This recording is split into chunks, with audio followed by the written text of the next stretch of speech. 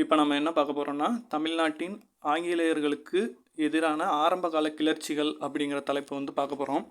தமிழ்நாட்டை பொறுத்த வரைக்கும் இந்த ஆங்கிலேயர்களுக்கு எதிராக நம்ம செஞ்ச கிளர்ச்சிகளை வந்து பார்த்திங்கன்னா ஒரு 3 விஷயமாக வந்து நம்ம பிரிச்சுக்கலாம். அப்போ தான் வந்து உங்களுக்கு படிக்கவும் ரொம்பவே ஈஸியாக இருக்கும்.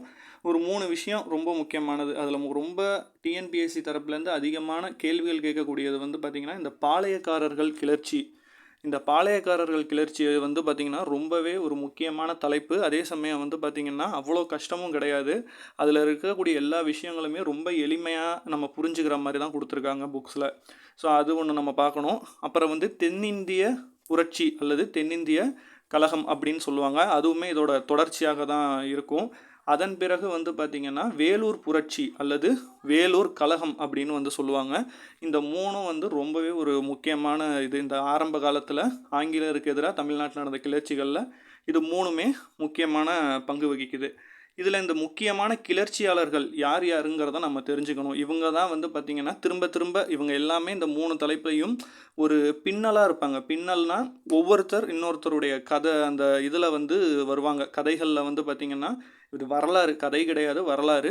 அதில் ஒவ்வொருத்தர் இதில் இதாகிட்டே இருப்பாங்க, அப்படியே லிங்க் ஆவாங்க. ஸோ அப்படி ஒவ்வொருத்தரையும் நீங்கள் முதல்ல தனிப்பட்ட முறையில் படிச்சிட்டிங்கனாலே அவங்களோட அந்த கதைகளில் எப்படி பின்னலாக இருக்குங்கிறத நீங்கள் ஈஸியாக தெரிஞ்சுக்கலாம். இதில் ரொம்ப முக்கியமான கிளர்ச்சியாளர்களை பொறுத்த வரைக்கும் பூலித்தேவர், இவர் ரொம்ப முக்கியமான ஒருத்தர். அப்புறம் ஒண்டி வீரன். இந்த ஒண்டி வீரன் யாருன்னு வந்து பார்த்திங்கன்னா பூலித்தேவர் அவர்களுடைய படை தளபதியாக வந்து இருக்கிறாரு. அடுத்து வந்து கட்டபொம்மன் அவர்கள். அடுத்து வந்து முக்கியமானது வந்து ஊமத்துறை. இந்த ஊமத்துறை யாருங்கிறன்னு பார்த்தீங்கன்னா கட்டபொம்மனுடைய இளவல் அவர் தான். அதன் பிறகு வேலுநாச்சியார் அவர்கள் ரொம்பவே முக்கியமான ஒருத்தவங்க, முக்கியமான பெண்மணி. ஆங்கிலேயரை எதிர்த்து போர் செஞ்ச முதல் பெண்மணிங்கிறது இவங்க தான். இவங்களும் ரொம்ப முக்கியமான ஒருத்தவங்க. அப்புறம் வந்து மருது சகோதரர்கள். இவங்க ரெண்டு பேர் இருப்பாங்க. பெரிய மருது, சின்ன மருது 2 பேருமே முக்கியமானவங்க.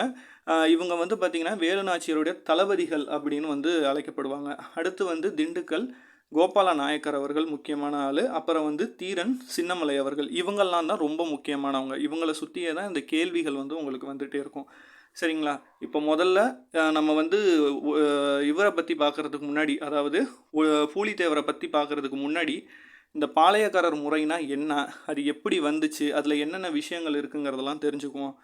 1529 ஆண்டு வந்து பார்த்திங்கன்னா விஸ்வநாத நாயக்கரால் அறிமுகம் செய்யப்பட்ட முறை தான் இந்த பாளையக்காரர் முறை. சரிங்களா? இந்த பாளையக்காரர் முறைங்கிறது யாரால் அறிமுகம், இது வந்து கொஷினில் கேட்டிருக்காங்க. இந்த பாளையக்காரர் முறையை அறிமுகப்படுத்தியது யார் அப்படின்னு வந்து பார்த்திங்கன்னா விஸ்வநாத நாயக்கர். அதற்கு உதவியது வந்து பார்த்திங்கன்னா அரியநாதர் அவர்கள் தான் வந்து பார்த்திங்கன்னா அதுக்கு உதவி செய்கிறாரு. வாரங்கல் பகுதியை ஆட்சி செய்த காக்கத்திய அரசன், சரிங்களா, பிரதாப ருத்ரன் அவர்கிட்ட தான் இந்த முறையை வந்து எடுத்திருக்காங்க. இது வந்து டிஎன்பிஎஸ்சியில் கேட்டிருக்காங்க, நோட் பண்ணிக்கோங்க. வாரங்கல் பகுதியை ஆண்ட காக்கத்திய அரசன் பிரதாப ருத்ரன்டன் தான் இந்த முறையை, பாளையக்காரர் முறைங்கிறது எடுக்கப்படுது. இந்த பாளையம் அப்படிங்கிறதுக்கு வந்து என்ன பொருள் அப்படின்னு வந்து பார்த்திங்கன்னா ஒரு சிற்றரசு, ஒரு குறுநில அரசு அப்படின்னு வந்து சொல்லலாம், அல்லது இராணுவ முகாம் அப்படின்னு வந்து சொல்லலாம். இதுதான் வந்து பாளையம் அப்படிங்கிறது பொருள். இப்போ இந்த மதுரை அதை சுற்றி உள்ள பகுதிகளை வந்து பார்த்திங்கன்னா 72 பாளையங்களாக வந்து பிரிக்கிறாங்க. பிரித்து ஆட்சி செய்யக்கூடிய ஒரு முறை. சரிங்களா? 72 பாளையங்களாக பிரித்து அதில் பிரித்து அதை வந்து ஆட்சி செய்வாங்க. அதில் இருக்கக்கூடிய வீரர்களுடைய பணி என்னன்னு வந்து பார்த்திங்கன்னா அரசு காவல் அப்படின்னு வந்து சொல்லுவாங்க. வீரர் செய்யக்கூடிய பணி என்னென்னா அரசு காவல். அது மட்டும் இல்லாமல் மக்கள் அளிக்கக்கூடிய வரி, இந்த மக்கள் வந்து இந்த பணி செய்யக்கூடிய வீரர்களுக்கு அளிக்கக்கூடிய வரியை வந்து காவல் பிச்சை அப்படின்னு வந்து சொல்லுவாங்க. சரிங்களா? இதுவும் கொஷினில் கேட்டிருக்காங்க. காவல் பிச்சை அப்படின்னு வந்து சொல்லுவாங்க. இந்த பாளையங்கள் 72 பாளையங்களை 2ஆக பிரிச்சுக்குவாங்க. பிரித்து தான் ஆட்சி பண்ணுறாங்க. ரெண்டும் வந்து பார்த்திங்கன்னா ஒன்று வந்து கிழக்கு பாளையங்களும் இன்னொன்று மேற்கு பாளையங்களும் பிரிக்கிறாங்க. இதில் நிறைய பகுதிகள் வரும், அதில் நிறைய பகுதிகள் வரும். நம்ம ஒன்றா பார்ப்போம். இந்த ஆங்கிலேயர்களை வந்து அங்கே இருக்கிற மக்கள் எப்படி அழைக்கிறாங்கன்னா போலிகார் அப்படின்னு வந்து அழைக்கிறாங்க. எப்படி அழைக்கிறாங்கன்னா போலிகார் அப்படின்னு வந்து அழைப்பாங்களாம். 1792 இப்போ இந்த பாளையக்காரர் முறை இதன் மூலயமா எப்படி நமக்கும் ஆங்கிலேயருக்கும் சண்டை வந்துச்சு, அதில் என்னென்ன கிளர்ச்சி நடந்துச்சுன்னு தெரிஞ்சுக்கணுன்னா இந்த விஷயத்தை நீங்கள் தெரிஞ்சிங்கன்னா தான் உங்களுக்கு புரியும். எப்படின்னா 1792 வந்து கர்நாடக உடன்படிக்கை அப்படின்னு ஒன்று நடக்குது. அது என்ன கர்நாடக உடன்படிக்கைனா வரி வசூல் செய்யக்கூடிய உரிமை வந்து பார்த்திங்கன்னா இதன் மூலியமாக ஆங்கிலேயர்கிட்ட செல்லுது. அதுக்கு முன்னாடி வரைக்கும் நவாப் கிட்ட இருந்த அந்த உரிமை, சரிங்களா, அது வந்து ஆங்கிலேயர்கிட்ட செல்லுது. எப்படின்னா ஆங்கிலேயர்களுக்கும் பிரெஞ்சுக்காரர்களுக்கும் போர் நடக்குது. சரிங்களா? 3 போராக நடக்குது. 3மே வந்து 1ஆம் கர்நாடக போர், 2ஆம் கர்நாடக போர், 3ஆம் கர்நாடக போர்னு தொடர்ச்சியாக நடக்குது. 3ஆம் போரின் முடிவில் வந்து ஆங்கிலேயர்களே வெற்றி பெறுறாங்க. அந்த இயர்ஸ் பார்த்துக்கோங்க. இயர்ஸ் வந்து கொஷினாக வரதுக்கான சான்சஸ் இருக்குது. 1746லேருந்து 48 வரைக்கும் முதல் கர்நாடக போர், 49லேருந்து 54 வரைக்கும் 2ஆம் கர்நாடக போர், 56லேருந்து 63 வரைக்கும் 3வது கர்நாடக போர் நடக்குது.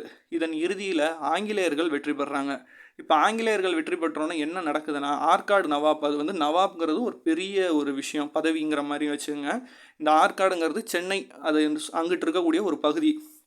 அங்கே இருக்கக்கூடிய ஆற்காடு நவாப் அவர்களுக்கும் வந்து பார்த்திங்கன்னா, அவருடைய மகனான முகமது அலி, அவர் வந்து ஆங்கிலேயருடைய ஆதரவில் இருக்கிறாரு. அதே சமயம் அவருடைய மருமகனான சந்தா சாஹிப், இவர் வந்து பிரெஞ்சுக்காரருடைய ஆதரவில் இருக்கிறாங்க. இவங்க 2 பேருக்குமே தான் யார் அடுத்த நவாப், இந்த இது வந்து ஒரு போட்டி போயிட்டுருக்கு. இந்த போரில் வந்து பார்த்திங்கன்னா முகமது அலியோட மகன் இருக்கார்ல, அவர் வெற்றி பெறாரு. அவர் வெற்றி பெற்று இந்த பாளையக்காரர்கள்ட்ட வரி வசூல் செய்யக்கூடிய உரிமையை இவர் எடுத்துக்கிறாரு. யாருன்னா முகமது அலியோட மகன் எடுத்துக்கிறாரு. மேலும் முகமது நவாப், அதாவது முகமது நவாப்புடைய சகோதரர் இருக்கார்ல, அவருக்கு ஒரு சகோதரர் இருப்பார், முகமது அலியோட சகோதரர் மாபூஸ் கான் அப்படின்னு வந்து சொல்லுவாங்க. அவரை வந்து இந்த மதுரை பகுதிக்கு ஆளுநராக வந்து நியமிச்சிடுறாங்க. அவர் பையன் வந்து ஜெயிச்சிட்றாரு. அந்த முகமது அலியோட சகோதரர் மாபூஸ் கானை மதுரைக்கு ஆளுநராக வந்து நியமிச்சிட்றாங்க.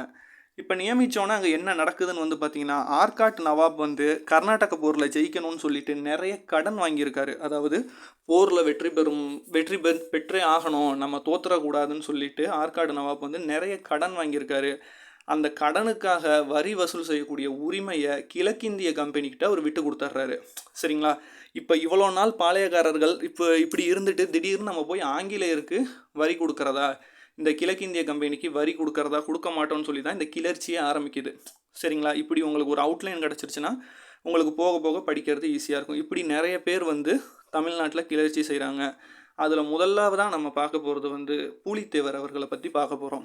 இந்த பூலித்தேவர் அவர்கள், இவருடைய ஆட்சி காலம் வந்து பார்த்திங்கன்னா 1755லேருந்து 67 வரைக்கும் வந்து பார்த்திங்கன்னா இவர் ஆட்சி பண்ணுறாரு. திருநெல்வேலியில் இருக்கக்கூடிய நெற்கட்டுஞ்செவ்வல் இந்த பாளையத்தை வந்து தான் இவர் ஆட்சி செய்கிறாரு.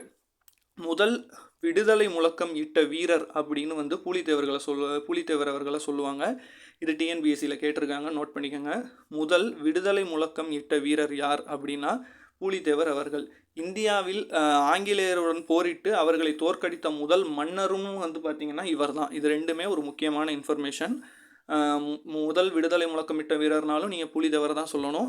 ஆங்கிலேயருக்கு எதிராக போர் செய்து அவர்களை தோற்கடித்த முதல் மன்னர் யாருன்னு கேட்டாலும் பூலித்தேவர் அவர்களை தான் சொல்லணும். 1755 காலகட்டத்திலேயே நான் ஏற்கனவே சொல்லியிருந்தேன், பாளையங்களை 2ஆக பிரிச்சிருப்பாங்க, மேற்கு பாளையம் கிழக்கு பாளையம்னு.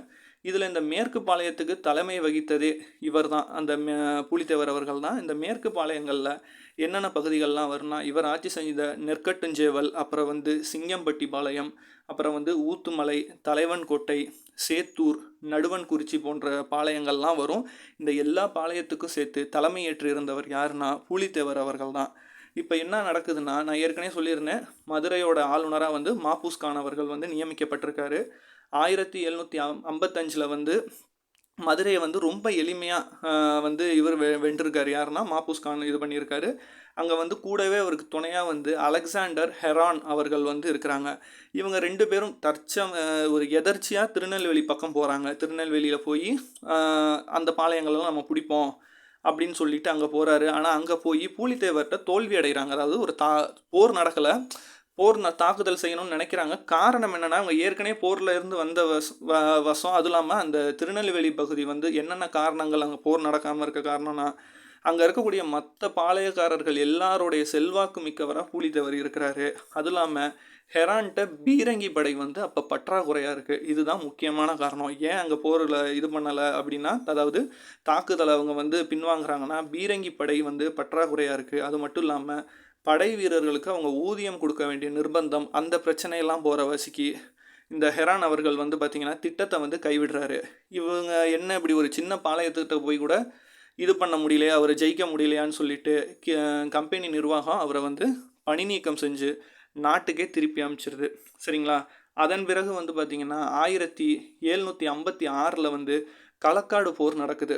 சரிங்களா? திரும்பவும் யார் வரான்னா பூலித்தேவருக்கும் மாப்பூஸ் கானுக்கும் நடக்குது. போனதில் தாக்குதல் நடக்கலை.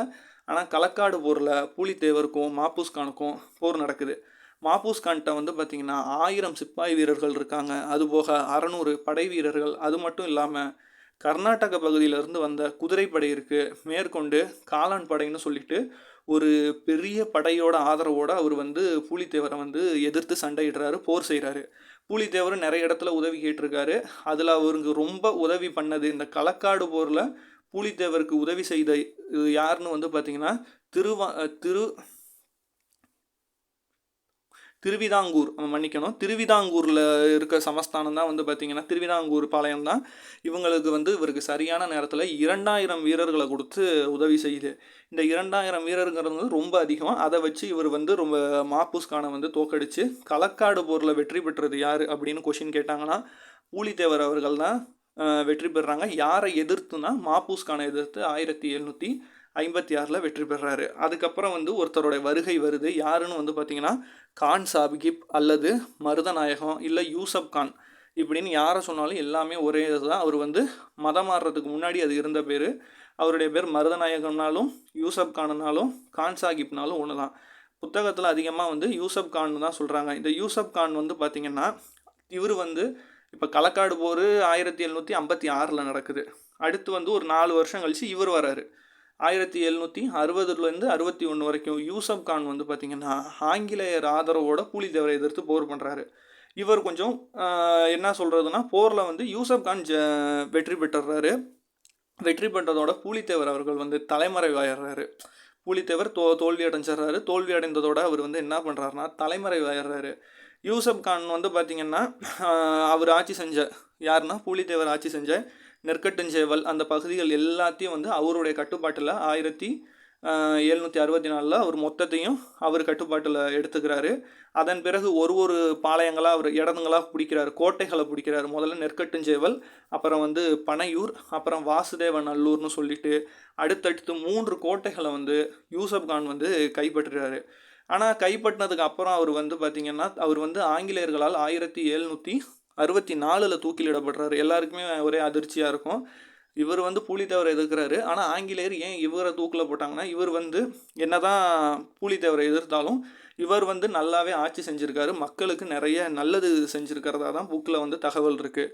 அது மட்டும் இல்லாமல் மற்ற பாளையக்காரர்களோட இவர் பேச்சுவார்த்தை நடத்தியிருக்காரு. ஆங்கிலேயர்களை நம்ம விரட்டிடணும்னு சொல்லி ரகசிய பேச்சுவார்த்தை ஆங்கிலேயர்களுக்கு தெரியாமல் பேச்சுவார்த்தை நடத்தினதாக சொல்லி சந்தேகப்பட்டு ஆங்கிலேயர்கள் வந்து யூசப் கானை 1764 தூக்கிலிடுறாங்க. அவரை தூக்கிலிட்டோன்னா திரும்ப நம்ம பூலித்தேவர் அவர்கள் வந்து 1700 அதே ஆண்டு 1764 மீண்டும் வந்து நெற்கட்டுஞ்சேவலை இவர் வந்து கைப்பற்றுகிறாரு. அவர் கைப்பற்றணுன்னு அதன் பிறகு 3 வருஷம் கழித்து ஆங்கிலேயர் திருப்பி வந்து பூலித்தேவரோட மோதுறாங்க. பூலித்தேவர் வந்து 1767 காம்பெல் அப்படிங்கிற ஒரு ஆங்கிலேயர் அவரை எதிர்த்து வந்து போர் செய்கிறாரு பூலித்தேவர். சிங்கம்பட்டி பாளையத்தை தவிர அனைவரும் வந்து பார்த்திங்கன்னா ஆங்கிலேயர் பக்கம் ஆங்கிலேயருக்கு ஆதரவாளர்களாக மாறுற வாசி இந்த வாட்டி பூலித்தேவருக்கு வந்து உதவி செய்ய ஆள் இல்லை. அதனால் போரில் வந்து தோக்க நேரிடுது. அது மட்டும் இல்லாமல் அவரை கைது பண்ணி அழைத்து செல்லும்போது அவர் தலைமறைவாயிட்டார் அப்படின்னு வந்து புத்தகத்தில் கொடுத்துருக்காங்க. இதெல்லாம் தான் வந்து பார்த்திங்கன்னா பூலித்தேவர் அவர்களை பற்றி நாம் படிக்க வேண்டிய முக்கியமான பாயிண்ட்ஸ். அடுத்து வந்து பார்த்திங்கன்னா கட்டபொம்மன் அவர்கள். கட்டபொம்மன் அவர்களும் ரொம்பவே ஒரு முக்கியமான ஒரு பர்சன். இவரோட ஆட்சி காலம் வந்து பார்த்திங்கன்னா 1790 99 வரைக்கும் இவருடைய ஆட்சி காலம் இருக்குது. பாஞ்சாலங்குறிச்சி அப்படிங்கிற பாளையத்தை வந்து 30 வயதிலேயே வந்து பார்த்திங்கன்னா இவர் ஆட்சி செய்ய தொடங்கிட்டார். எப்படி பூலித்தேவர் அவர் வந்து மேற்கு பாளையங்கள்லாம் அவரோட ஒரு தலைமை வகித்தாரோ அதே மாதிரி கிழக்கு பாளையங்கள் அதாவது எட்டயபுரம், பாஞ்சை, சாத்தூர், அப்புறம் வந்து பார்த்திங்கன்னா குளத்தூர், நாகலாபுரம் போன்ற பாளையங்களுக்கு வந்து தலைமை வகித்தது வந்து பார்த்திங்கன்னா கட்டபொம்மன் அவர்கள். இவங்களுக்கு வந்து சகோதரர்கள் 2 முக்கியமான பேர் வந்து யாருன்னு பார்த்திங்கன்னா ஒன்று ஊமத்துறை, இன்னொன்று வந்து செவத்தையா. இவங்க 2 பேரும் ரொம்பவே முக்கியமான பர்சன். இந்த கிழக்கு இந்திய கம்பெனி இருக்குது பார்த்திங்களா, அந்த அதிகாரிகளால் வந்து பார்த்திங்கன்னா அப்போ இருந்தக்கூடிய அதிகாரிகள் யார்னா காலின் ஜாக்சன், இவர் ஒரு முக்கியமான ஆள். அப்புறம் வந்து ஜேம்ஸ் லண்டன், இவங்க 2 பேரும் வந்து பார்த்திங்கன்னா முக்கியமான அந்த கிழக்கிந்திய கம்பெனி அதிகாரிகள். அவங்க கட்டபொம்மனை பற்றி என்ன கூறுறாங்கன்னா பிரச்சனை இல்லாதவர் கட்டபொம்மன் அப்படிங்கிற கூற்றை வந்து சொல்லியிருக்காங்க. அதாவது வரியை சரியாக வந்து செலுத்திடுவார், எந்த பிரச்சனையும் இல்லாமல் வரி செலுத்திடுவாருங்கிறத ஆங்கிலேய அதிகாரியே வந்து கட்டபொம்மனை பற்றி பெருமையாக சொல்லியிருக்காங்க. அடுத்து இதில் நம்ம முக்கியமாக இவரை பற்றி பார்க்க வேண்டியது, நம்ம ஏற்கனவே சொன்னது போல் 1781 நவாப் உடன்படிக்கைப்படி வந்து பார்த்திங்கன்னா வரி வசூல் செய்யக்கூடிய உரிமை வந்து கிழக்கிந்திய கம்பெனிக்கிட்ட போயிடுது.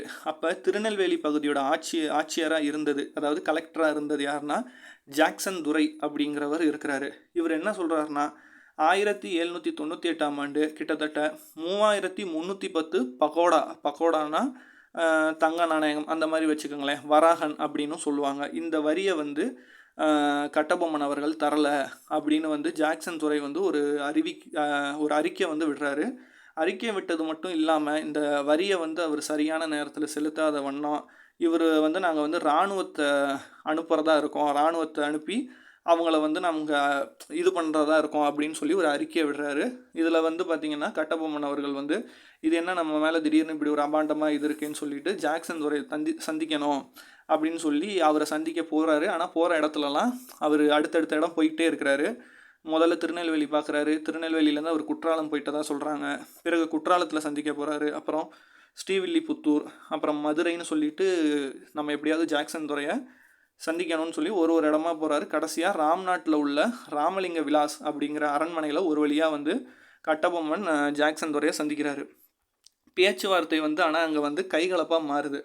பேச்சுவார்த்தை தான் போயிட்டுருக்கு, திடீர்னு வந்து அது கைகலப்பாக மாறுது. அதில் வந்து கட்டபொம்மனும் இவர் தான் போகிறாங்க. யாருன்னா ஒரு சிவசுப்பிரமணியம் பிள்ளை 2 பேரும் தான் உள்ளே போகிறாங்க. ஊமத்துறை வெளியில் இருக்கிறதா தகவல். ஆனால் வந்து கட்டபொம்மனும் ஊமத்துறையும் அங்கேருந்து தப்பிடுறாங்க. சண்டையாகி அங்கே வந்து ஒரு கொலை நடந்துருது. யாருன்னா ஒரு ஆங்கிலேய தளபதியான லெப்டின் கிளார்க் அப்படிங்கிறவரை வந்து கொண்டாடுறாங்க. எப்படின்னா 19 செப்டம்பர் 1798 கொலை செஞ்சுட்டு தப்பிச்சிட்றாங்க. அது மட்டும் இல்லாமல் சிவசுப்பிரமணியம் பிள்ளையை கைது பண்ணிடுறாங்க ஆங்கிலேயர்கள். இவர் வந்து உடனே வந்து கட்டபொம்மன் வந்து ஒரு புகார் அளிக்கலாம், நம்ம மேலே தப்பே இல்லாமல் இவங்க வந்து அபாண்டமாக பழி சொல்கிறாங்கன்னு சொல்லிட்டு சென்னை கவுன்சிலில் வந்து ஒரு விசாரணை புகார் வந்து கொடுக்குறாரு கட்டபொம்மன். அந்த குழுவில் இருந்தது யார்னா வில்லியம் பிரவுன், அப்புறம் வந்து வில்லியம் ஆரர், அப்புறம் வந்து காசா மேயர்னு சொல்லிட்டு 3 பேர் கொண்ட ஒரு இது இருக்குது, விசாரணை குழு இருக்குது. அந்த குழு விசாரிச்சுட்டு சொல்கிறாங்க, நான் வந்து 3310 பகோடா வரி தரலன்னு சொல்லலை, இப்போதைக்கு தர முடியாது, நான் கண்டிப்பாக கொடுத்துட்றேன் அப்படின்னு சொல்லி கட்டபொம்மன் கூறியிருக்காரு.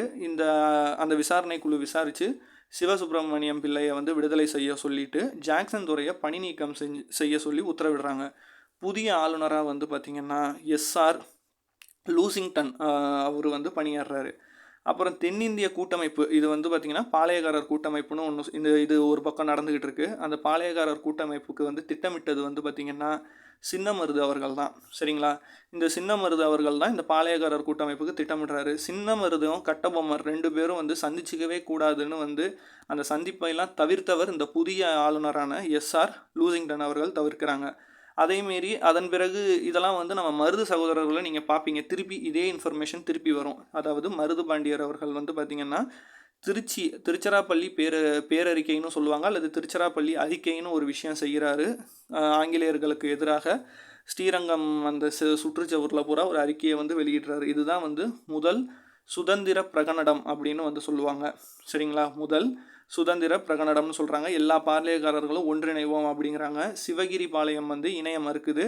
அந்த நேரம் வந்து பார்த்திங்கன்னா வங்காள கவர்னர் ஜெனரல் வெல்லஸ்லி வந்து உத்தரவிடுறாரு. என்னென்னா, நம்ம வந்து அடுத்தடுத்து பிடிக்கணும்னு சொல்லிட்டு மதுரை படை, தஞ்சை படை, திருச்சி படையெல்லாம் ஒன்று சேர்ந்து மேஜர் பானர்மன் அவருடைய தலைமையில் வந்து பார்த்திங்கன்னா பாஞ்சாலங்குறிச்சி கோட்டையை வந்து முற்றுகையிட்டு கட்டபொம்மன் ஊமத்துறை அவங்களெல்லாம் இது பண்ணணும்னு சொல்லிட்டு 1799 செப்டம்பர் 5ஆம் தேதி வந்து இது பண்ணுறாங்க, கோட்டையை போய் முற்றுகையிடுறாங்க, தாக்குதலும் செய்கிறாங்க. அப்போ ஆங்கிலேய தூதுவராக இருந்தது வந்து பார்த்திங்கன்னா ராமலிங்கர் அப்படிங்கிறவர் தான். அவர் தான் வந்து ஒற்றன். அங்கே வந்து பார்த்திங்கன்னா அங்கேருந்து கட்டபொம்மனும் ஊமத்துறையும் தலைமறைவாயிடுறாங்க. தலைமறைவான பிறகு வந்து பார்த்திங்கன்னா ஆங்கிலேய படை விடலை. அதே வருஷம் எப்படின்னா, இப்போ இவங்க வந்து 5ஆம் தேதி முற்றுகையிடுறாங்க, இவங்க தலைமுறாங்க. 13ஆம் தேதியே கல்லர்பட்டி அப்படிங்கிற இடத்துல மோதலில் வந்து பார்த்திங்கன்னா சுப்பிரமணியம் பிள்ளையை வந்து கைது பண்ணுறாங்க. கைது பண்ணது மட்டும் இல்லாமல் நாகலாபுரத்தில் வந்து தூக்கிலிடுறாங்க. இது வந்து லாஸ்ட் டைம் டிஎன்பிசியில் ஒரு மேட்ச் த ஃபாலோவிங்கில் கேட்டாங்க, யாரை எங்கெங்கே தூக்கிலிட்டாங்க அப்படின்னு சொல்லி ஒரு மேட்ச் மாதிரி கேட்டாங்க.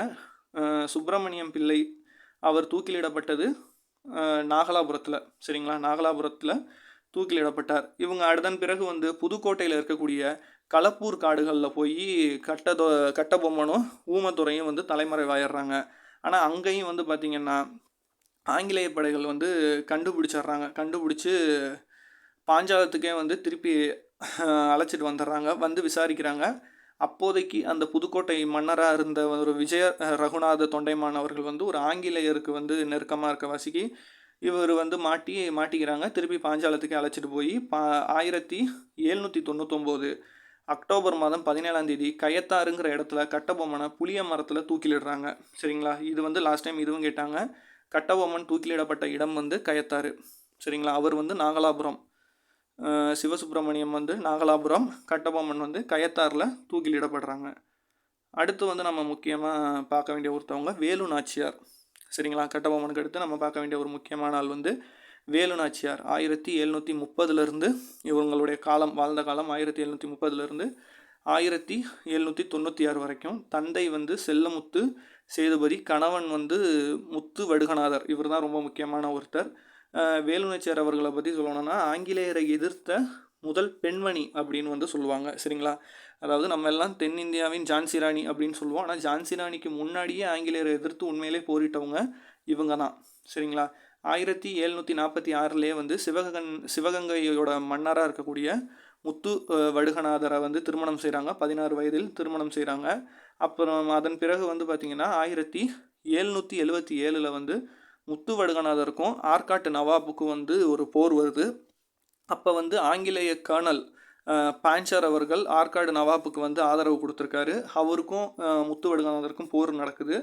அந்த போரில் விளைவில் வந்து பார்த்திங்கன்னா போரின் இறுதியில் முத்து வடுகநாதர் வந்து படுகொலை செய்யப்படுறாங்க. சிவகங்கை கோட்டை முழுவதும் அந்த பகுதிகளும் வந்து பார்த்திங்கன்னா ஆங்கிலேயர் வசம் செல்லுது.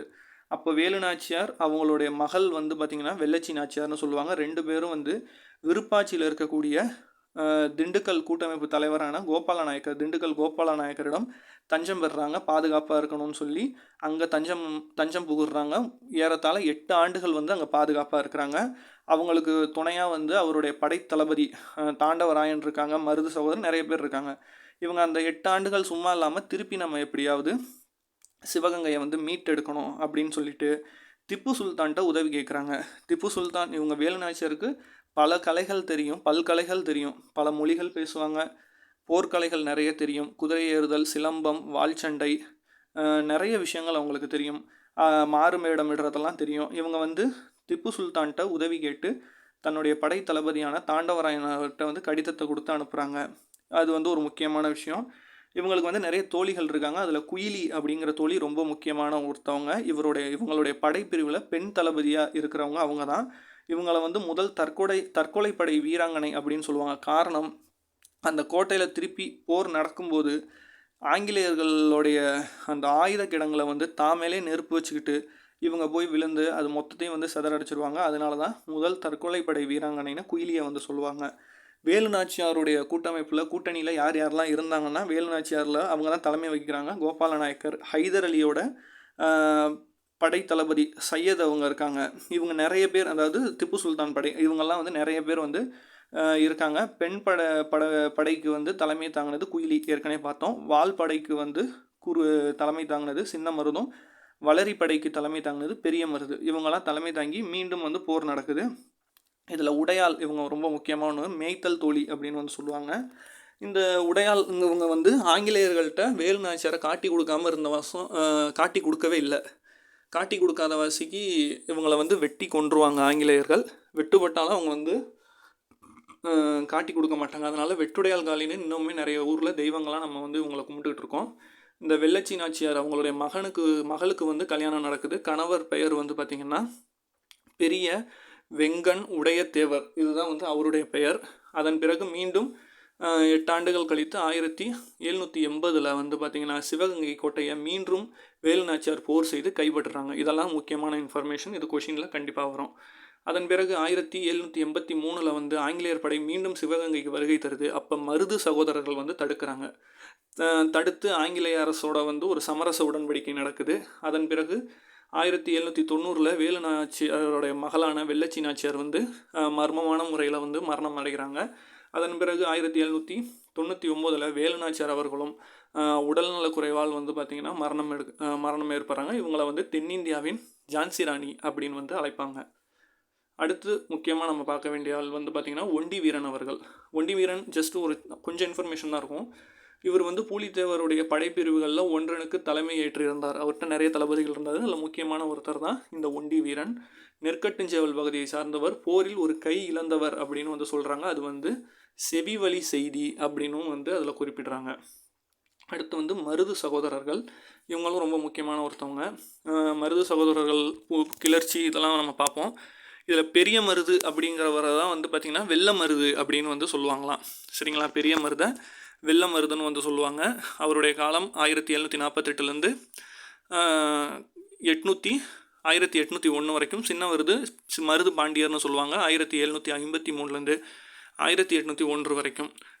இதில் வந்து 1777 ஆற்காடு நவாப்புக்கும் இது சிவகங்கை மன்னர் பெரிய வேங்கன் உடையத்தேவர், அதாவது வெள்ளச்சி நாச்சியார் நம்ம பார்த்தோம்ல, வெள்ளச்சி நாச்சியாருடைய கணவருக்கும் போர் நடக்குது.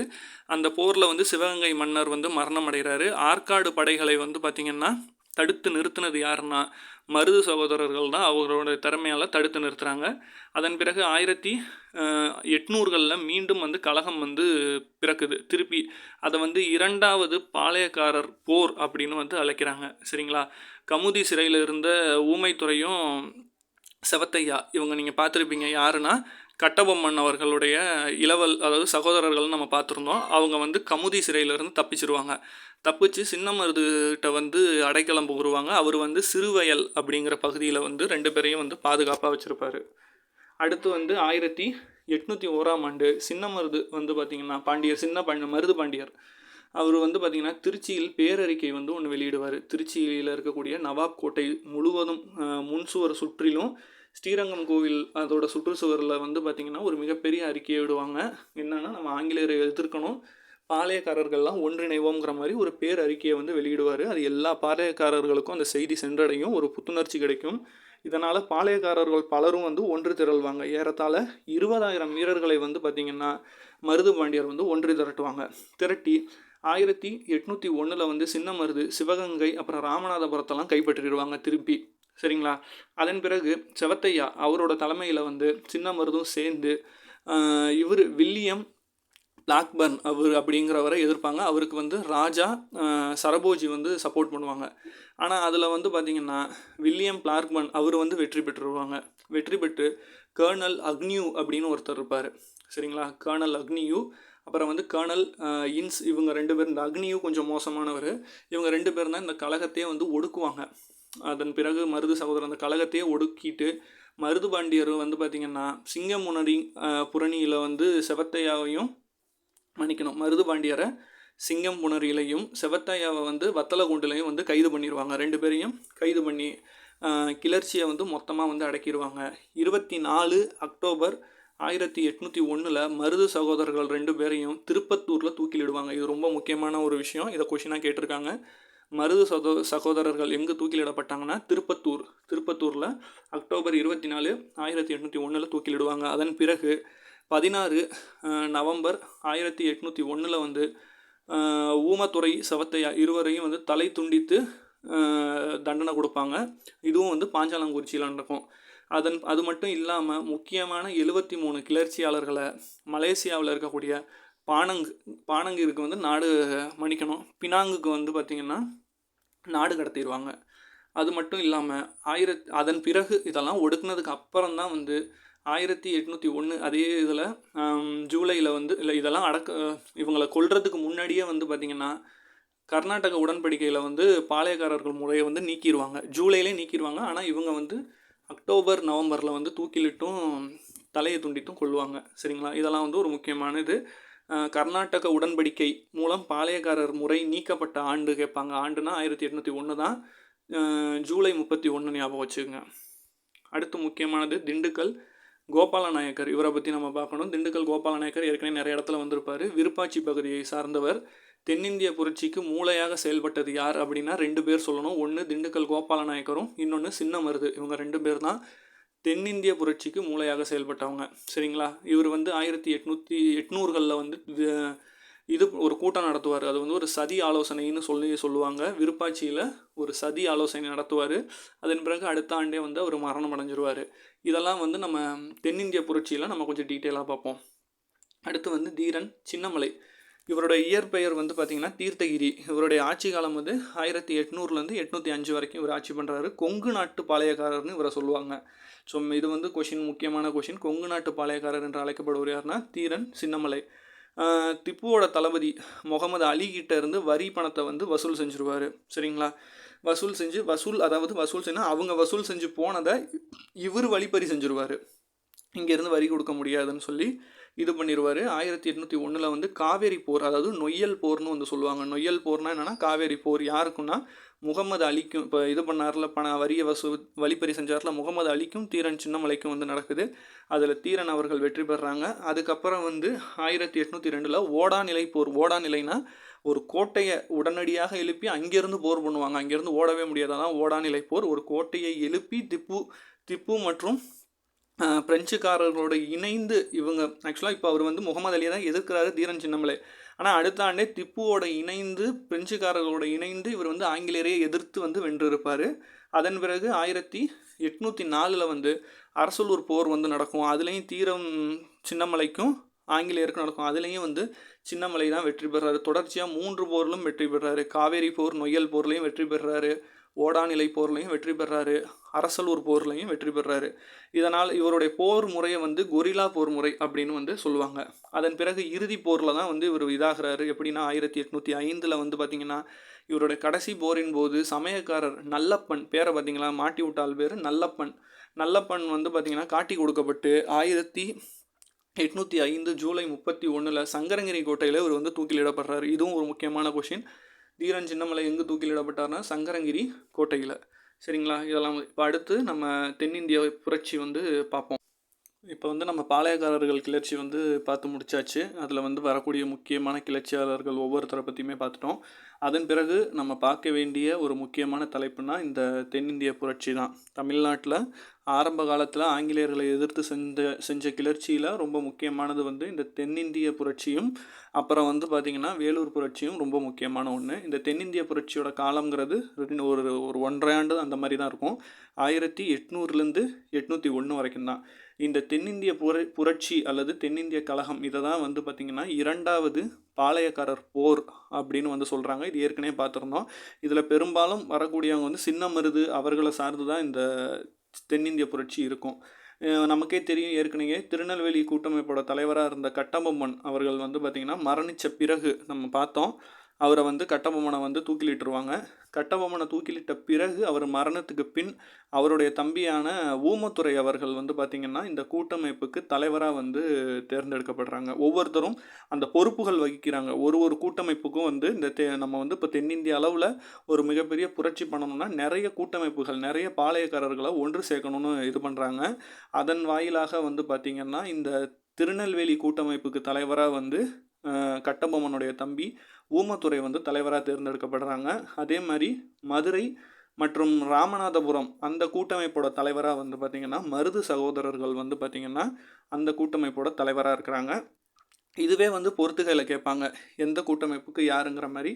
திண்டுக்கல் பகுதிக்கு நமக்கு எல்லாருக்குமே தெரிஞ்ச மாதிரி திண்டுக்கல் கூட்டமைப்போட தலைவர் வந்து திண்டுக்கல் கோபால நாயக்கர் அவர்கள் தலைமை வகிக்கிறாங்க. அது மட்டும் இல்லாமல் மலபார் மற்றும் கோவை அந்த கூட்டமைப்புகள், அதாவது அந்த கோவை சுற்று வட்டாரம் அந்த பகுதிகளில் இருக்கக்கூடிய கூட்டமைப்புக்கு தலைமை வந்து கேரளவர்மா அப்புறம் நம்பூதிரி அவர்கள். இவங்க வந்து பார்த்திங்கன்னா அந்த கூட்டமைப்புக்கு தலைமை வகிக்கிறாங்க. கர்நாடக கூட்டமைப்புக்கு வந்து கிருஷ்ணப்ப நாயக்கர் வந்து தலைமை வகிக்கிறாரு.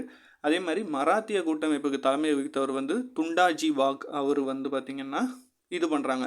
இப்போ இவங்க எல்லாரும் சேர்ந்து தான் இந்த சதி ஆலோசனை. நீங்கள் இப்போ உங்களுக்கு புரியுதுங்களா?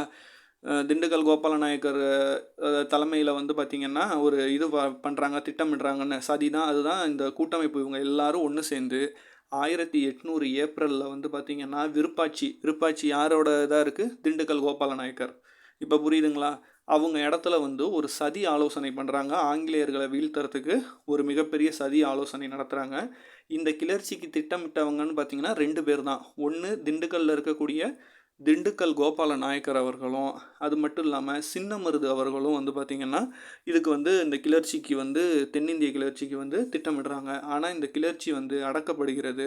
இந்த கிளர்ச்சியை அடக்கியது யாருன்னா கர்னல் அக்னியூ அப்படிங்கிறவங்க. அவர் தான் வந்து கர்னல் அக்னு அப்படிம்பாங்க. அக்னியூ இவர் தான் வந்து பார்த்திங்கன்னா இந்த தென்னிந்திய கிளர்ச்சியை அடக்குறாங்க. நான் ஏற்கனவே சொன்னது மாதிரி 1801 ஜூனில் வந்து பார்த்திங்கன்னா திருச்சி பேரறிக்கை அல்லது திருச்சி பிரகடனம் இதுதான் வந்து பண்ணுறாரு. யாருன்னா சின்னமருது அவர்கள் பண்ணுறாங்க. இதை வந்து ஜம்புத்தீவு பிரகடனம், அதை வந்து ஸ்ரீரங்கம் அந்த பகுதிகளை வந்து ஜம்புத்தீவு அப்படின்னு வந்து சொல்லியிருக்காங்க. ஜம்புத்தீவு பிரகடனம் செய்தது யாருன்னு கூட கொஷினில் கேட்பாங்க. திருச்சி பேரறிக்கைனாலும் அதுதான், திருச்சி பிரகடனம்னாலும் அதுதான். 1801 சின்னமருது அவர்கள் வெளியிடுறாங்க. மருது சகோதரர்கள் பதுங்கி இருந்த இடமான சிங்கம்புரணி காடுகளில் வந்து ஆங்கிலேயர்களால் வந்து கைது செய்யப்படுறாங்க. கைது செஞ்சு நான் ஏற்கனவே சொன்னது மாதிரி 1801 வந்து திருப்பத்தூரில் மருது சகோதரர்கள் தூக்கிலிடப்படுறாங்க. அக்டோபர் 24ஆம் தேதி. அதற்கு 3 மாதம் முன்பாகவே வந்து பார்த்திங்கன்னா தமிழகத்தில் வந்து பாளையக்காரர் முறை இவங்க இறப்பதற்கு 3 மாதம் முன்பே பாளையக்காரர்கள் முறை வந்து பார்த்திங்கன்னா ஒழிக்கப்படுகிறது. 1801 ஜூலை 31 ஒழிக்கப்பட்டுருச்சு. சின்னமருதுவை வந்து பார்த்திங்கன்னா இது டிஎன்பிஎஸ்சியில் கேட்டிருக்காங்க. தமிழ்நாட்டின் வால்டர் ரூசோ என்று அழைக்கப்படுபவர் யார் அப்படின்னு வந்து கேட்பாங்க. தமிழ்நாட்டின் வால்டர் ரூசோ என்று அழைக்கப்படுபவர் சின்னமருது அவர்கள் தான். சரிங்களா, இதெல்லாம் கொஷினில் கேட்பாங்க. அடுத்து வந்து நம்ம பார்க்க போகிறது ரொம்ப ஒரு முக்கியமான ஒரு டாப்பிக்கு, வேலூர் புரட்சி. இதுலேருந்து வந்து கொஷின் கண்டிப்பாக வந்துக்கிட்டே இருக்கும். இதுவும் ஈஸியான ஒரு டாபிக் தான். இந்த வேலூர் புரட்சியை பார்க்குறதுக்கு முன்னாடி சில விஷயங்களை நீங்கள் நோட் பண்ணணும். அப்போதைக்கு இந்த வேலூர் புரட்சி நடக்க இருந்த 1806 சென்னையோட ஆளுநராக இருந்தது யாருன்னா வில்லியம் பென்டிங். அவர் தான் வந்து பார்த்திங்கன்னா சென்னை மாகாணத்துடைய ஆளுநராக இருக்கிறாரு. படைத்தலைவராக இருந்தது யாருன்னு வந்து பார்த்திங்கன்னா ஜான் கிரடாக் அப்படிங்கிறவர் தான் படைத்தலைவராக இருக்கார். துணை படைத்தலைவராக வந்து இந்த கர்னல் அக்னியூ, இப்போ நீங்கள் பார்த்தீங்கல்ல தென்னிந்திய கிளர்ச்சி அடக்குனவர் கர்னல் அக்னியூ அவர்கள் வந்து துணை படைத்தலைவராக இருக்கிறாங்க. 1792 என்ன நடக்குதுன்னா 3வது மைசூர் போரில் வந்து திப்பு சுல்தானுக்கும் ஆங்கிலேயருக்கும் போர் நடக்குது. சரிங்களா, திப்பு சுல்தானுக்கும் ஆங்கிலேயருக்கும் போர் நடக்கும்போது ஸ்ரீரங்கம் உடன்படிக்கை மூலியமாக என்ன நடக்குதுன்னா திண்டுக்கல் மற்றும் சேலம் பகுதிகள் எல்லாமே ஆங்கிலேயர் வசம் சென்றிருக்கு. சரிங்களா, அது மட்டும் இல்லாமல் துணைப்படை திட்டம், அதாவது நிறைய ஆளுங்களை ஒன்று சேர்த்து 1798 ஆங்கிலேயர்கள் தஞ்சாவூரையும் வந்து கைப்பற்றிடுறாங்க. திப்பு சுல்தான் அவருடைய 4வது மைசூர் போரில் தான் இறந்து போகிறாரு. இது கொஷினில் கேட்பாங்க. திப்பு சுல்தான் எந்த வருடம் இறந்தார்னா 1799, மருது சகோதரர்களுக்கு 2 ஆண்டு முன்பு. சரிங்களா, 4வது மைசூர் போரில் மரணிக்கிறாரு. கோயம்புத்தூர் பகுதிகளும் வந்து பார்த்திங்கன்னா ஆங்கிலேயர் வசம் போயிடுது. எல்லாமே ஏறத்தாழ ஆங்கிலேயர் வசம் போயிடணுன்னு 1801 நம்ம ஏற்கனவே பார்த்தோம். கர்நாடக உடன்படிக்கை மூலம் பாளையக்காரர் முறையும் அங்கே வந்து ஒழிச்சிட்டாங்க. இப்போ பாளையக்காரர் முறை ஒழிச்சோன்னே திப்பு வாரிசு எல்லாருமே என்ன பண்ணாங்கன்னா ஆங்கிலேயர்கள் எல்லாரும் சேர்ந்து திப்பு வாரிசு, அதில் முக்கியமாக வந்து பதே ஹைதர், இவர் ரொம்ப முக்கியமான ஆள். அவர் மற்ற எல்லாரையும் பிடிச்சி வேலூர் சிறையில் வந்து அடைச்சிட்றாங்க. அங்கே வந்து வேலூர் சிறையில் அடைச்சிட்றாங்க. நிறைய இப்போ இன்னும் புதுசாக நிறைய பிரச்சனை வருது. இவ்வளோ நாள் பாளையக்காரர் முறை இருந்துச்சு. இந்த வீரர்கள்லாம் பாளையக்காரர்கள் கீழே அங்கே வேலை செஞ்சுக்கிட்டு இருந்தாங்க. வீரர்கள், படை வீரர்கள். இப்போ வந்து கடுமையான பஞ்சம், யாருக்கும் வேலை இல்லை, வீரர்களுக்கு என்ன வேலை செய்யறதுனே தெரியல. அதனால வந்து ஆங்கிலேயர் படைகள் அவங்களும் வேறு வழி இல்லாமல் ஆங்கிலேய படைகளில் போய் நிறைய பேர் போய் சேர்றாங்க. ஆனால் சேர்ந்தாலும் அங்கே வந்து ஆங்கிலேயர்களுக்கு தரக்கூடிய ஒரு மதிப்பும் மரியாதையும் வந்து இங்கேருந்து போன வீரர்களுக்கு கிடைக்கல. இதெல்லாம் வந்து புரட்சி வந்து அடுத்த கட்டம் வேலூர் புரட்சி வெடிக்கிறதுக்கு காரணங்களாக அமையுது. கடுமையான பஞ்சம், வீரர்களுக்கு வேலை இல்லாதது, ஆங்கிலேயருக்கு தரக்கூடிய மரியாதை வந்து இங்கே இருந்த வீரர்களுக்கு கொடுக்கல. இதெல்லாம் வந்து வேலூர் புரட்சி வெடிப்பதற்கு ஒரு முக்கிய காரணமாக இருக்குது. இது மட்டும் இல்லாமல் உடனடி காரணம்னு வந்து சொல்லுவாங்க. உடனடியான காரணம் அல்லது மிக முக்கிய காரணம்னு சொல்கிறது உடை சீர்திருத்தம். அதை வந்து ஒன்று கொண்டு வராங்க. இப்போ நான் சொன்னேன்ல, ஃபஸ்ட்டு ஆரம்பத்தில் சொன்னேன்ல யார் படைத்தலைவராக இருக்காருன்னு, கிரடாக் அவர்கள் வந்து பார்த்திங்கன்னா ஒரு உடை திருத்தம் வந்து கொண்டு வர்றாங்க. அந்த உடை திருத்தம் எப்படின்னா ட்ரெஸ்ஸில் வந்து சிலுவை இருக்கும், எந்த மதத்தோட எந்த சமயம் இதையும் வந்து உங்கள் மேலே நீங்கள் வச்சுக்கக்கூடாது, தாடி மீசையெல்லாம் வந்து இது பண்ணணும், அதெல்லாம் வந்து நிறைய அந்த மாதிரி விஷயங்களை அவங்க வந்து புகுத்துறாங்க. அக்னியும் அதே மாதிரி ஒரு தொப்பி அறிமுகப்படுத்துகிறாரு. அந்த தொப்பி வந்து தோல் மற்றும் பசு தோல் மற்றும் பன்றி தோலால் ஆன தொப்பி. இதெல்லாம் வந்து பார்த்திங்கன்னா இது வந்து நிறைய பேருக்கு அவங்களோட சமயம் சார்ந்து இதை வந்து எதிர்க்கிற வண்ணம் இதெல்லாம் மிக முக்கிய காரணமாக இருக்குது இந்த வேலூர் புரட்சி வந்து வெடிக்கிறதுக்கு. சரியாக 1806 மே மாதம் வந்து பார்த்திங்கன்னா 4வது ரெஜிமெண்ட்டில் இருக்க படைப்பிரிவில் 2வது அணி இந்த தொப்பி அணியை வந்து மறுக்கிறாங்க. சரிங்களா, எங்களால் அணிய முடியாது, இது வந்து எங்களுடைய நம்பிக்கைக்கும் எங்களுடைய வாழ்க்கை முறைக்கும் இது வந்து ஒரு எதிராக இருக்குது அப்படின்னு சொல்லிட்டு இந்த தொப்பிகளை எங்களால் அணிய முடியாதுன்னு 4வது ரெஜிமெண்ட்டில் 2வது படை வந்து இது பண்ணுறாங்க, எதிர்ப்பு பண்ணுறாங்க. உடனே அவங்க எல்லாருக்குமே சவுக்கடி தண்டனை கொடுக்கப்பட்டு அவங்க எல்லாரையும் மாற்றம் செய்கிறாங்க. எங்கே மாற்றம் செய்கிறாங்கன்னா அதுக்கு பதிலாக 23வது வாலாஜாபாத் ரெஜிமெண்ட் அணியை வந்து இங்கே இவங்களுக்காக ரீப்ளேஸ் பண்ணுறாங்க. இந்த 2வது அணிக்கு பதிலாக 23வது வாலாஜாபாத் ரெஜிமெண்ட் அணியை வந்து மாற்றம் செய்கிறாங்க. அது மட்டும் இல்லாமல் அதே மாதம் அடுத்த 2 மாதம் கழித்து 1806 ஜூலை 9ஆம் தேதி வந்து பார்த்திங்கன்னா அங்கே வந்து பொதுவாக இரவு காவலுக்கு ஆங்கிலேயர் தான் இருப்பாங்க. அந்த வேலூர் கோட்டை அங்கே தான் வந்து நம்ம பதே ஹைதர் மற்றும் நிறைய கிளர்ச்சியாளர்களை வந்து கைது பண்ணி வச்சுருக்காங்க. அந்த கோட்டைக்கு இரவு காவல் எப்போவுமே வந்து பார்த்திங்கன்னா ஆங்கிலேயர் தான் இருப்பாங்க. ஆனால் அன்னைக்கின்னு பார்த்து அந்த கோட்டைக்கு காவலாக வந்து ஒரு இந்தியரை வந்து போடுறாங்க. ஷேக் ஜமேதார் காசிம் அப்படிங்கிற ஒரு இந்தியரை வந்து அந்த கோட்டைக்கு காவலாக போடுறாங்க. அந்த கோட்டைக்கு வெளியில் இருக்கிறது யாருன்னு வந்து பார்த்திங்கன்னா திப்புவோட வாரிசான ஜமாலுதீன் வந்து அந்த வேலூர் கோட்டைக்கு வெளியில் வந்து கிளர்ச்சி செய்ய காத்துக்கிட்டு இருக்காரு. இப்போ என்ன இதில் ஒரு முக்கியமான விஷயம்னா அந்த இரவு காவலில் இருக்கக்கூடிய ஷேக் ஜமேதார் காசிமோ கோட்டைக்கு வெளியில் கிளர்ச்சி செய்யணும்னு காத்துக்கிட்டு இருக்கக்கூடிய ஜமாலுதீனும் வந்து பார்த்திங்கன்னா 2 பேரும் ஒரு நெருங்கிய நண்பர்கள். இவங்க ஏற்கனவே திட்டமிட்டு அங்கே ஒரு கிளர்ச்சி செய்யணும், எப்படியாவது ஒரு புரட்சி செய்யணும்னு ஏற்கனவே திட்டமிட்டிருக்காங்க. எப்போன்னா ஜூலை 13ஆம் தேதி இவங்க திட்டமிட்டுறாங்க. ஆனால் ஜூலை 10ஆம் தேதியே கிளர்ச்சி வந்து வெடிச்சிருது.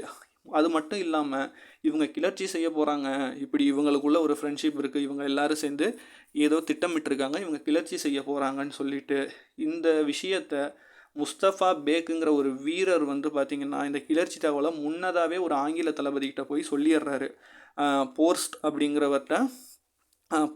அப்படிங்கிறவர்கிட்ட போய் சொல்லிடுறாங்க. ஆனால் அந்த தளபதி அலட்சியமாக இவங்க எங்கே கிளர்ச்சி செய்ய போகிறாங்கன்னு அதை பெரிதாக எடுத்துக்கலை.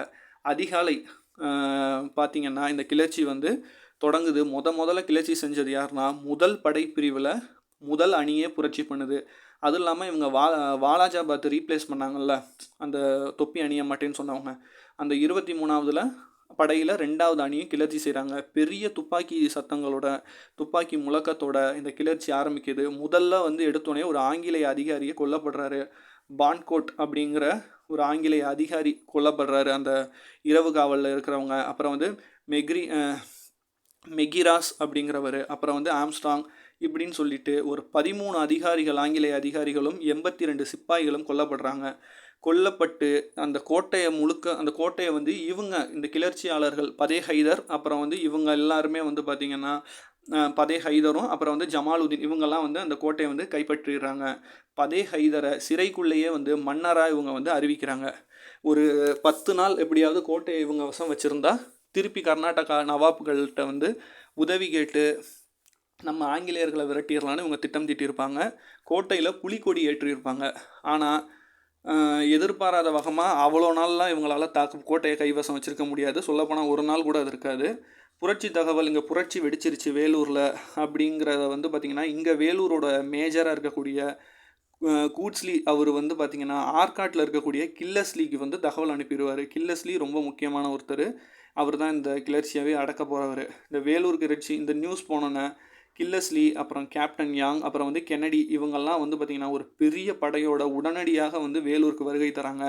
வேலூர் கிளர்ச்சியை வந்து பீரங்கி படையை கொண்டு ஒடுக்கியவர் தான் இந்த கில்லஸ்லி. இவர் வரையிலே மிகப்பெரிய படையோடு வராரு. வந்த வேகத்துக்கு யோசிக்காமல் கிளர்ச்சியாளர்களை சுட்டு கொல்றாங்க. ஒரு 800 கிளர்ச்சியாளர்கள் இந்த வேலூர் கிளர்ச்சியில் வந்து கொல்லப்பட்டு மீண்டும் கோட்டை வந்து ஆங்கிலேயர் வசமே போகுது. திப்புவோட வாரிசுகள் எல்லாத்தையும் வந்து பார்த்திங்கன்னா திப்புவோட வாரிசுகளை கொல்ல மறுத்தவர் ஒருத்தர் இருக்கார். அதில் கர்னல் மரியாட்டுங்கிறவர் தான் திப்புவோட வாரிசை கொல்ல மறுத்தார். ஆனால் பதே ஹைதர் அவரோட வாரிசு எல்லாமே வந்து கொல்கத்தாவுக்கு நாடு கடத்தப்பட்டாங்க. நாடு கடத்தப்பட்டு அப்புறம் வந்து இந்த இவ்வளோ பெரிய விஷயத்த ஒடுக்கியிருக்காரு, இவ்வளோ பெரிய கிளர்ச்சியை உடனே ஒடுக்கியிருக்காருன்னு சொல்லிட்டு கில்லஸ்லிக்கு வந்து ஆங்கிலேய அரசு 7000 பகோடா வந்து பார்த்திங்கன்னா பரிசாக தராங்க. நாணயங்கள் 7000 பகோடாக்கள் வந்து பரிசு கொடுத்தாங்க. அதன் பிறகு உடை சீர்திருத்தத்தை தடை செய்கிறாங்க. இதனால தான் இவ்வளோ கிளர்ச்சி வந்துச்சுன்னு சொல்லிட்டு அதை வந்து தடை செய்கிறாங்க. இந்த வேலூர் புரட்சி அல்லது வேலூர் கழகத்தை வந்து பார்த்திங்கன்னா 1887 பெருங்கிளர்ச்சிக்கு முன்னோடி அப்படின்னு வந்து வி.டி. சாவர்கர் அவர்கள் சொல்லியிருப்பாங்க. இது வந்து கொஷினில் கேட்டிருக்காங்க. இந்திய விடுதலை போருக்கு தமிழர்களே முன்னோடின்னு சஞ்சீவி அவர்களும் இதை சொல்லியிருக்காங்க. மருது சகோதரர்களின் போராட்டத்தின் தொடர்ச்சி நம்ம பார்த்தோம்ல, தென்னிந்திய கிளர்ச்சி, தென்னிந்திய கழகம் பார்த்தோம்ல, அதோட தொடர்ச்சி அப்படின்னு இதை வந்து ராசையா வந்து சொல்கிறாங்க. மருது சகோதரர்களின் போராட்டத்தின் தொடர்ச்சின்னு இதை ஒவ்வொருத்தர் ஒரு மேற்கோள் காட்டுறாங்க. இதோட வந்து வேலூர் கிளர்ச்சி முடிஞ்சிச்சு. இப்போ நம்ம அடுத்த டாபிக் பார்ப்போம். ஒரு 10 செகண்ட்ஸ் வேணால் நீங்கள் பிரேக் எடுத்துக்கோங்க. நம்ம அடுத்த டாப்பிக்கை நம்ம அடுத்து கண்டினியூவாக அப்படியே ஸ்டார்ட் பண்ணிடுவோம். ஒரு 10 செகண்ட் பிரேக் எடுத்துக்கோங்க.